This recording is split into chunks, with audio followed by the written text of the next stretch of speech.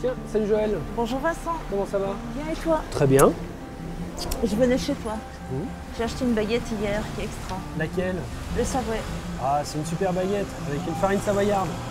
Tu connais? On fait du blé en Savoie? Eh oui, on fait du blé. Et puis il y a des meuniers, il y a... Mon père, mon grand-père cultivaient déjà du blé. C'était peut-être pas du blé panifiable comme actuellement, mais il y a toujours eu du blé dans les Savoies. Il y a deux sortes de blé, oui, il y a le blé traditionnel, le blé qui va partir dans l'alimentation animale.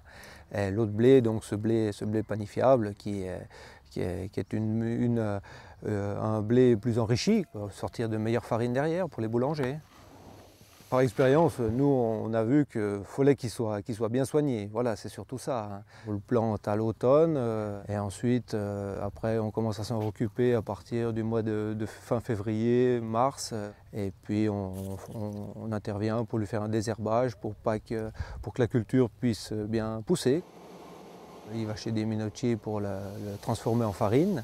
Et là, après, il va chez des boulangers là, pour faire donc, ce pain de Savoie. Pour nous, c'est quand même valorisant quoi, qu'il arrive jusque dans les boulangeries des pays de Savoie. Voilà notre blé, quoi, notre farine après, et puis voilà.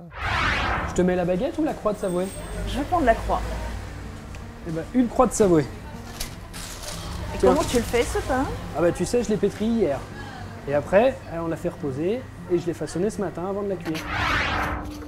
On dit savoué, c'est un pain de tradition française qui répond à la législation du pain de tradition française. C'est-à-dire qu'il n'y a pas d'améliorant, il n'y a pas d'additif d'insérer dans la farine. Farine particulière, oui, puisque c'est une farine de type 80, donc riche en fibres, en oligo-éléments, en nutriments. Les blés sont exclusivement cultivés sur les pays de Savoie. Par la suite, les blés sont travaillés par un meunier savoyard. Et après, c'est des boulangers savoyards qui travaillent cette farine et on le travaille essentiellement à la main, à l'ancienne. C'est plus contraignant, oui, mais ça permet d'apporter une qualité de fabrication, une régularité dans la fabrication et une signature du pain, surtout en boutique. Les arômes sont en fonction du travail qu'on y met et de la fermentation, puisqu'on joue sur une fermentation très très longue.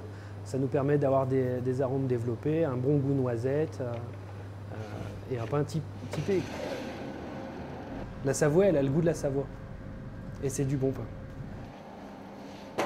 Tu vois Joël, hein, après avoir fait les champs pour voir où était cultivé le blé et où est transformé le blé chez le meunier, on va quand même le goûter, hein, ce Savoie, hein, parce que c'est là où on la sent, où on voit le bon pain. Tiens. Merci.